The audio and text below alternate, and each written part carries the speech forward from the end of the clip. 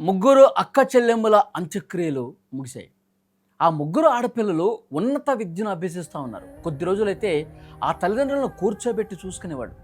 ఆడపిల్లలు కడుపులోనే చంపేస్తున్న ఈ రోజుల్లో ఆ ముగ్గురు ఆడపిల్లల్ని పెంచి పెద్ద చేసి చదివించి చేతికొచ్చే టైంకి ముగ్గురు కూడా దూరం కావటం ఆ తల్లిదండ్రులకు ఎంత కడుపు చెప్పండి. ముగ్గురు కలిసి ఒకేసారి ఈ లోకాన్ని వదిలి వెళ్ళిపోవటం నిజంగా జీర్ణించుకోలేనటువంటి విషయం. ఇంట్లో నుంచి ఒక పాడె కదిలితేనే ఇంటిల్లి పాది శోక సంద్రం అయిపోయే పరిస్థితి.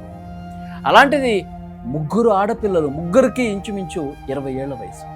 ఒకే ఇంట్లో నుంచి ముగ్గురు మహాలక్ష్మిలు ఇలా ఒకేసారి పాడెపై తిరిగి రాని లోకాలకు వెళ్ళిపోతుంటే ఆ ఇల్లు కాదండి, ఆ కుటుంబ సభ్యులే కాదు, మొత్తం ఊరు కూడా, ఊరంతా కన్నీరు పెట్టింది. ఒక్కసారి ఆ దృశ్యాలు చూడండి.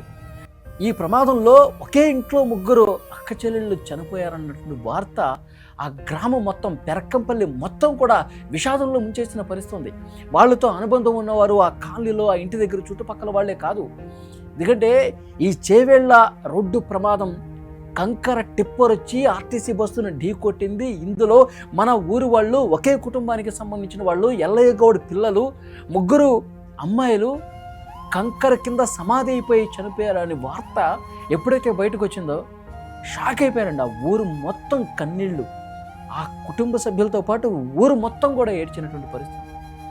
అంతిమయాత్ర జరిగేటప్పుడు, తీసుకెళ్లేటప్పుడు అంతకు ముందు అక్కడ ఏడవని మహిళ అంటూ ఎవరు లేరండి. కుటుంబ సభ్యులు తీవ్రంగా రోధించినటువంటి పరిస్థితి.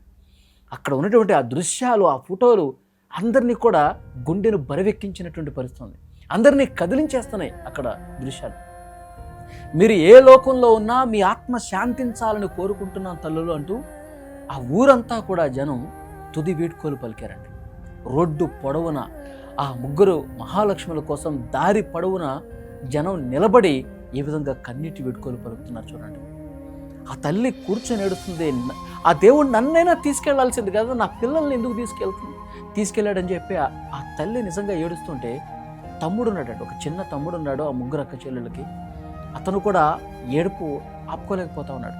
అమ్మా ఏడవకు, అమ్మా ఏడవకు అని చెప్పి అతను కూడా ఏడుస్తుంటే నిజంగా ఆ దృశ్యం చూసిన వాళ్ళు, ఆ ఊరి జనం అంతా కూడా బోరున విలపించారండి. అంత బాధాకరం.